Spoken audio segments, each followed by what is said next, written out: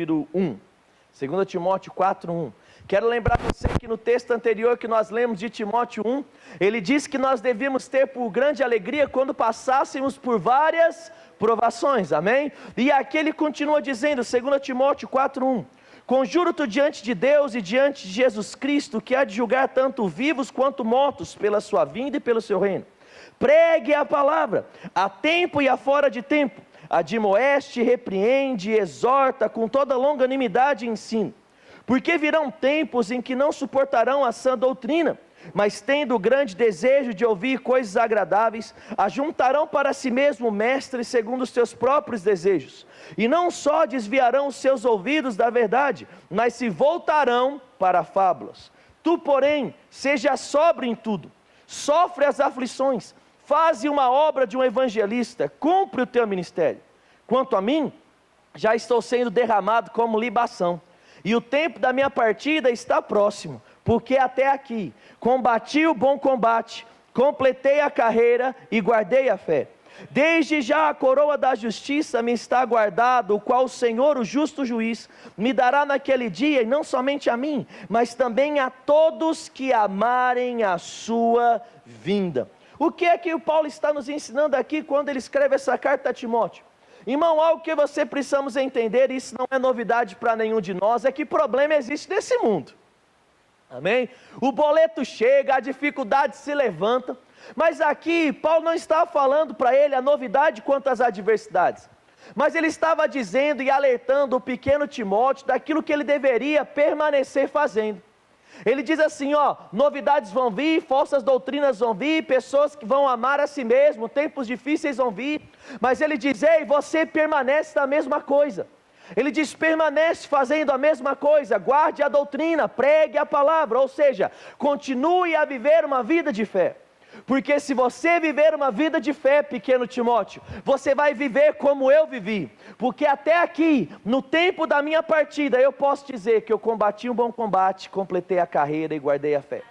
O que eu quero chamar a sua atenção, irmãos, é que nós só iremos viver e completar a carreira e ministério que Deus tem para nós, se nós guardarmos firmemente a fé no nosso coração. Eu me lembro que domingo, querido, enquanto nós estávamos ministrando, eu comentei com você como é que nós iremos permanecer a nossa vida firme, como nós iremos vencer as adversidades da nossa família, crendo na palavra.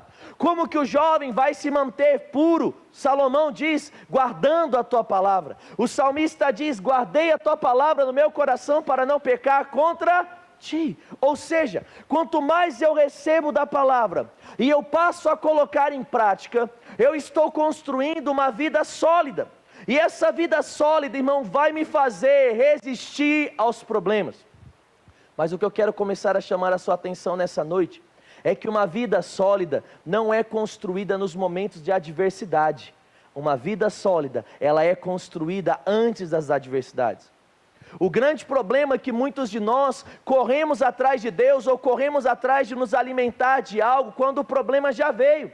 Meu irmão, deixa eu falar para você, uma medicação na veia, ela vai sim solucionar o seu problema, mas ainda assim você vai sentir dor.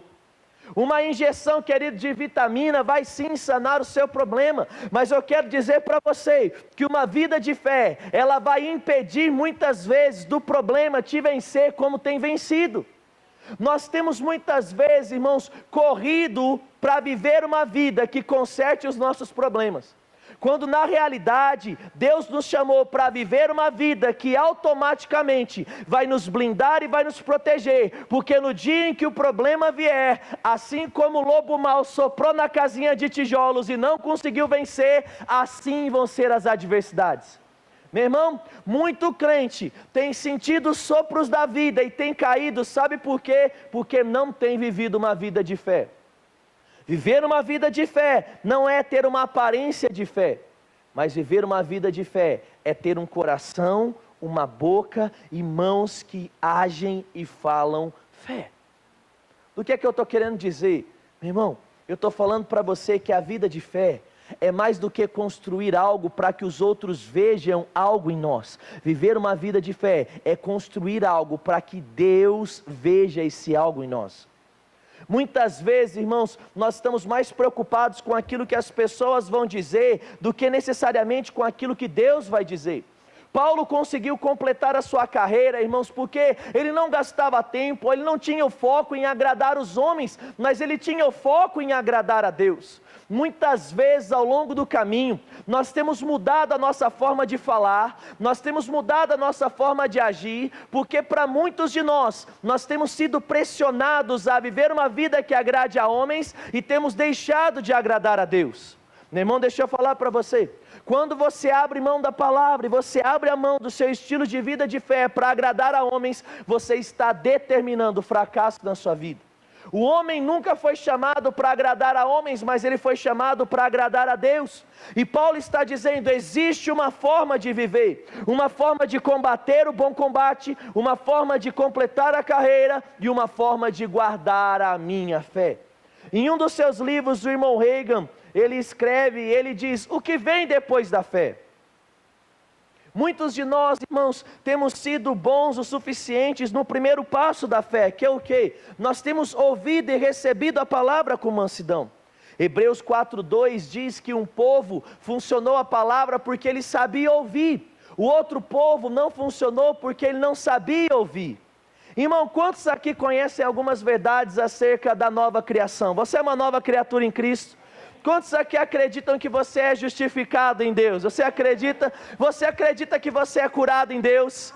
Irmão, eu acredito que nesse primeiro passo nós temos sido muito bem sucedidos. Mas o que eu quero chamar a sua atenção, como o Tiago já diz, não é apenas um passo, mas é uma vida. A nossa fé, ela precisa ser vivida para que nós possamos perseverar no caminho que nós estamos correndo. Muitas pessoas, elas têm se frustrado com Deus, elas têm se frustrado com pessoas, sabe por quê? Porque elas têm terceirizado a culpa dos seus problemas. Deixa eu falar algo para você, algo não dá certo na nossa vida, não é por causa de um terceiro, mas algo não tem dado certo na minha e na sua vida, porque nós não temos perseverado como nós devemos perseverar na nossa fé. É engraçado que muitos de nós temos recebido, temos nos enchido, mas na hora de dar o segundo passo, que é agir, nós temos nos acovardado. Ei, meu irmão, Tiago capítulo de número 2 diz que se a fé não tiver uma obra, ela é morta. Não adianta apenas se expor à palavra, mas nós precisamos receber e cuidar dessa palavra. Existe uma história que Jesus conta lá em Mateus capítulo de número 13, vai lá comigo. E ela ilustra muito bem essa situação de perseverança, que é a parábola do semeador. Mateus capítulo de número 13. Aleluia.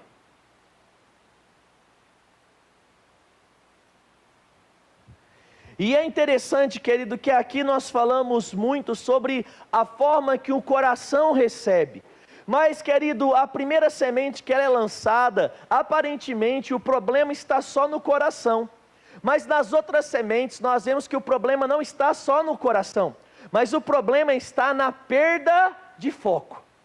A perseverança, irmãos, ela só vai existir na nossa vida se nós construirmos uma fé focada. Todas as vezes que eu deixo, querido, a minha fé se ir por causa de coisas dessa vida, a minha perseverança se vai. Logo, querido, eu não conseguirei completar da forma que eu preciso a vida que Deus me chamou para viver. Mateus 13, no verso de número 1, ele diz assim: no mesmo dia, Jesus, tendo saído de casa, sentou à beira-mar. Reuniram-se com ele grande multidão, de modo que entrou num barco, se assentou e todo o povo estava de pé na praia. E falou-lhes muitas coisas por parábolas, e então começou a dizer: eis que um semeador saiu a semear. E quando semeava, parte da semente caiu à beira do caminho. Vieram as aves e comeram.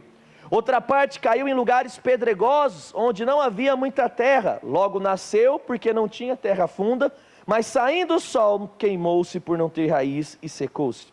7. A outra caiu entre os espinhos, e os espinhos cresceram e a sufocaram. Mas teve uma que caiu em boa terra, e essa dava fruto a 30, a 60 e a 100 por um. Quem tem ouvidos para ouvir, ouça.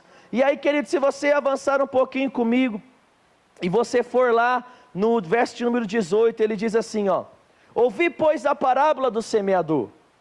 Todo aquele que ouve a palavra do reino e não a entende, vem o maligno e arrebata o que lhe foi semeado no coração. Este foi aquele que foi semeado na beira do caminho. E o que foi semeado nos lugares pedregosos é aquele que ouve a palavra, logo recebe com alegria, mas não tem raiz em si mesmo, antes é de pouca duração. Sobrevindo a angústia e a perseguição por causa da palavra, logo se escandaliza. Eu sei, querido, que esse primeiro solo que aqui ele está comentando, esse primeiro panorama, muitas vezes não faz parte da nossa vida hoje. Eu acredito que nós temos recebido e recebido bem a palavra. Como mesmo eu perguntei para você, quem é justo? Você levantou a mão. Quem é nova criatura? Você levantou. Eu acredito, querido, que a palavra de salvação um dia alcançou a sua vida. As palavras básicas dessa doutrina um dia alcançaram a sua vida. Mas esse segundo solo eu percebo que muitas vezes tem sido a realidade da nossa vida. Ele diz que existe um povo que recebe a palavra com alegria, mas por cair em meio às pedras, por não ter uma profundidade, ela não consegue, querido, continuar o processo de crescimento. Ela cresce um pouco, mas por não ter raízes, ela vem a secar-se por causa do sol. Meu irmão, deixa eu falar para você. A prática da palavra é aquilo que vai nos tornar fortes e maduros. Todas as vezes que eu pratico uma verdade bíblica na minha vida, ela deixa de ser uma verdade superficial e ela começa a fazer parte de algo íntimo do meu coração. Quando eu saio daqui e eu começo a declarar uma palavra que o pastor falou, essa palavra muitas vezes está como esse solo na superfície do meu coração. Eu posso falar acerca de um Deus que eu ouvi falar, mas eu posso falar de um Deus que eu vivi experiências. E essas duas coisas, apesar de não parecer diferentes, elas são muito diferentes. Porque um exemplo, quantos aqui já ouviram falar do Jorge? Você já ouviu falar do Jorge? Já viu o Jorge aqui passando em algum aviso falando dos cartas-vivas? Quem sabe quem é o Jorge? Muitas pessoas sabem quem é o Jorge. Agora, quem já foi comer churrasco na casa do Jorge? Algumas pessoas só. Quem esse ano ainda vai comer churrasco na casa do Jorge? Né? Aí, Jorjão, arrumei para sua cabeça. Então, irmão, deixa eu falar. Tem muita gente que sabe, quero falar com uma pessoa dos cartas vivas, é o Jorge, é a Marta. Você pode até chegar para alguém na sua casa, você pode, tem um cara lá, tem um casal lá na minha igreja, o Jorge e a Marta, que se você der o endereço de alguém que está em situação de cárcere, eles vão mandar uma carta. Mas deixa eu falar para você, você falar sobre, você saber algumas coisas superficiais, não faz de você uma pessoa que tem uma intimidade, um conhecimento acerca do Jorge. Se você já foi na casa dele, você vai poder falar de uma intimidade maior, você vai poder falar que eles têm um gato, você vai poder falar que eles têm uma casa linda, você vai poder falar que a Marta deixa a casa limpinha, olha que coisa maravilhosa. E você vai poder falar de coisas que faz menção à vida deles, porque você conhece. Se uma pessoa virar e falar assim, o Jorge e a Marta não gostam de bichinho, você vai falar assim, você está equivocado, porque eles têm gato na casa deles. Se alguém virar e falar assim, o Jorge e a Marta é porco, o que você vai falar? Não é verdade, porque a casa deles é limpinha. Ou seja, uma pessoa que só conhece o Jorge e a Marta da igreja, não vai conseguir falar com autoridade ou defender com autoridade, porque o conhecimento é superficial. O que é que eu estou dizendo, irmão? Muitas vezes nós não temos perseverado na nossa vida de fé como nós precisamos, porque nós não temos praticado de uma forma correta, contínua a palavra, ao ponto dela fazer parte das profundezas do nosso coração. Uma verdade que ela faz parte apenas da nossa mente, logo ela é perdida, porque é muito fácil perder o foco, irmão. Eu acredito que quando você foi na academia e pagou o plano de 6 meses ou o plano de 1 ano, naquela semana, irmão, tudo era academia. Você ia no YouTube e via academia, você estava na cidade e falava de academia, o seu assunto era academia, mas depois de uma semana, já começou a falar apenas alguns dias. Depois de 1 mês, aí você, querido, já não falava quase. Depois de 2 meses, você só estava dando lucro para o dono da academia. Ou seja, perdeu o foco. Assim também acontece com a nossa vida de fé. É por isso que Hebreus capítulo de número 12, ele diz, olhando firmemente para o autor e consumador da nossa Fé, querido, é algo que exige de nós um foco, porque, querido, quando a minha fé, ela perde o foco, logo também as minhas convicções se vão, e se as minhas convicções se vão, a minha perseverança se vai. O que é que eu estou querendo dizer? Talvez, irmãos, nós não teríamos tanto desviados nos dias de hoje, se as pessoas estivessem praticando mais a fé que tem chegado ao coração delas. Assim como nós temos ido uma semana na academia e parado, muitos de nós temos ouvido a palavra e nós não temos praticado. Muitos de nós temos nos empolgado com a palavra e não temos praticado. Ei, meu irmão, deixa eu falar para você, se nós começarmos a praticar essa palavra como a Bíblia está dizendo que nós temos que fazer, a nossa vida de fato vai mudar. Eu sei que nos últimos dias Deus está com expectativa de se levantar crentes poderosos, irmãos. Eu acredito que nesses últimos dias nós precisamos ver o poder de Deus. Anteontem estava conversando com um menino, e ele estava falando da frustração dele com algumas igrejas evangélicas, ele estava falando de algumas igrejas grandes, e ele diz, a minha mãe vai na igreja há quase 30 anos, e ela é assim, assado, e ela leva todo o dinheiro para a igreja, e ele estava falando, irmão, com uma decepção, ele estava falando com um sentimento ruim, e eu comecei, querido, a ministrar para aquele jovem, e eu comecei a falar para ele, e eu comecei a mostrar que existe sim, nos dias atuais, homens e mulheres que vivem o verdadeiro evangelho. Ele disse para mim, eu estou frustrado, porque eu ouço falar de um pastor que adultera, eu ouço falar de um pastor que rouba, eu ouço falar dos irmãos da igreja que são piores do que aqueles que não são da igreja. E irmão, eu comecei a mostrar para ele, através de exemplos, através de testemunho, através, querido, da minha própria vida, que existe sim um Deus de verdade, que ainda nessa terra tem homens e mulheres de verdade. Mas como é que as pessoas vão ver essa vida verdadeira de fé? Como é que as pessoas vão ver os resultados da nossa vida quando nós estivermos praticando a palavra? Eu só pratico a palavra que eu amo. Porque eu disse que eu estava dando continuidade àquilo que nós estávamos falando no fim de semana. Porque, querido, para a palavra ocupar um lugar na prática do meu dia a dia, antes ela precisa ocupar um lugar no meu coração. E ocupar um lugar no meu coração está ligado também a se tornar algo que eu amo. Se eu amo a palavra, logo eu pratico a palavra, mas se eu não amo a palavra, eu deixo a palavra de lado. E se eu deixo a palavra de lado, as minhas raízes, elas são superficiais. Crente foi chamado para viver uma vida com começos, com meios e com fins. Aí você pode falar assim para mim, Leandro, mas sabe o que acontece? Parece que na minha vida, o problema sempre é maior. Ei, meu irmão, não é que na sua vida o problema é sempre maior, é que talvez na sua vida as raízes estejam mais rasas. Não sei se você teve a oportunidade de ver o tornado que passou lá, devastando muitas coisas nos Estados Unidos. O que me chama a atenção é que muitas árvores caíram, mas também muitas árvores permaneceram intactas. Um dos vídeos que o Diego compartilhou com a gente é que de uma árvore próxima à casa dele, ela estava totalmente tombada. E o primeiro comentário que ele fez, ele falou assim, olha essa árvore aí tudo caída, mas é óbvio, olha o tamanhozinho da raiz dela. Outras árvores próximas à casa dele, intactas. Por quê? Raízes profundas. O que é que Paulo estava nos ensinando? Ele diz, nós precisamos praticar a fé, porque quanto mais eu pratico, vai ser criado em mim raízes profundas. Um exemplo, irmão, dizimar nem sempre é fácil, você sabia? Ofertar nem sempre é fácil. Mas eu conheço pessoas, irmãos, que hoje, elas estão há tanto tempo dizimando e ofertando, que pode ter o problema que for no seu mês, ela continua dizimando e ela continua ofertando. Sabe por quê? Porque de tanto praticar dízimos e ofertas, começaram a fazer parte da vida delas. Ah, pastor, mas eu conheço gente que começa e depois para.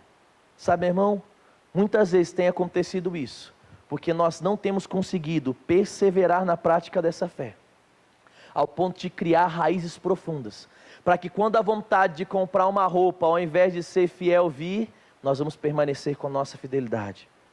Quantos de nós, irmãos, estamos lá, e nós estamos andando em amor durante um tempo, mas aí quando a gente menos espera, ao invés de andar no amor, a gente anda no algo que é oposto ao amor. Quando o amor viraria a outra face, nós estamos na realidade virando um soco. Como na realidade o amor ficaria calado, promoveria a paz, nós estamos incendiando as coisas com a nossa língua.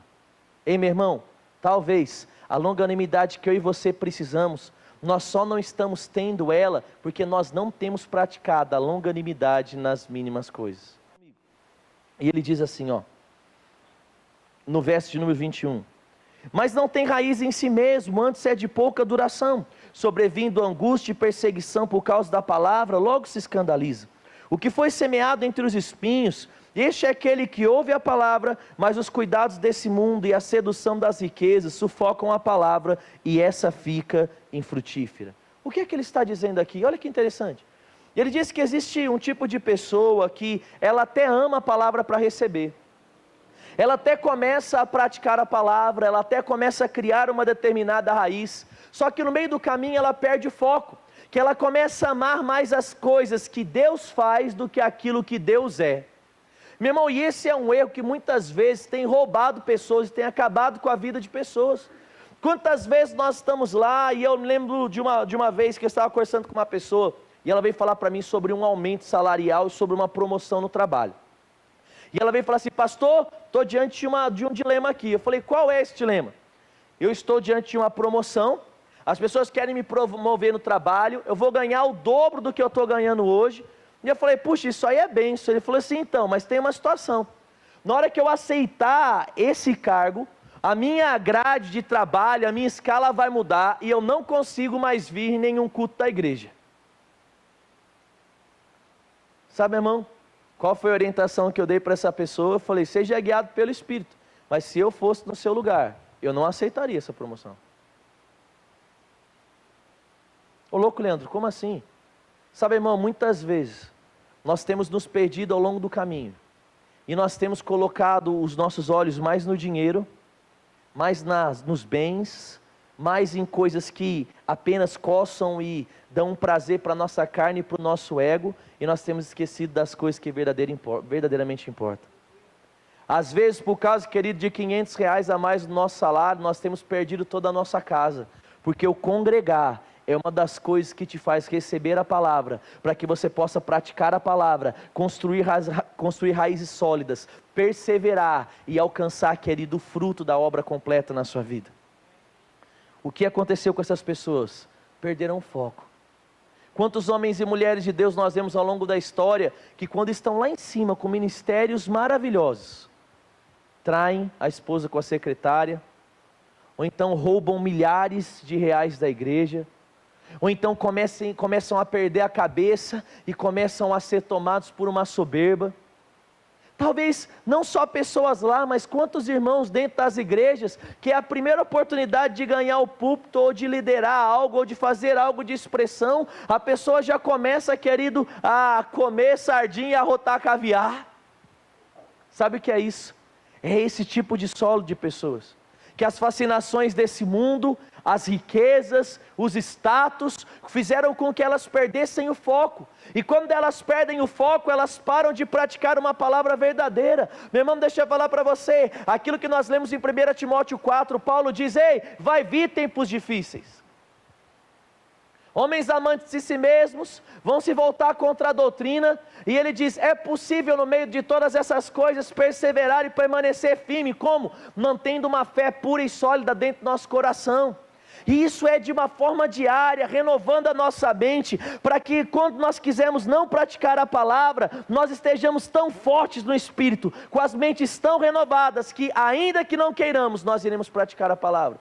Meu irmão, deixa eu falar para você, dizimar e ofertar nem sempre vai ser agradável, mas é a palavra, então eu faço e pratico. Amar nem sempre vai ser agradável, às vezes você vai lá e o Fábio te falou algo que te chateou. O amor manda você fazer o quê? Procurar o Fábio antes do Fábio te procurar. Mas sabe o que a nossa carne faz? Ela fala, corta a volta. A nossa carne fala mal. A nossa carne fala, foge dele.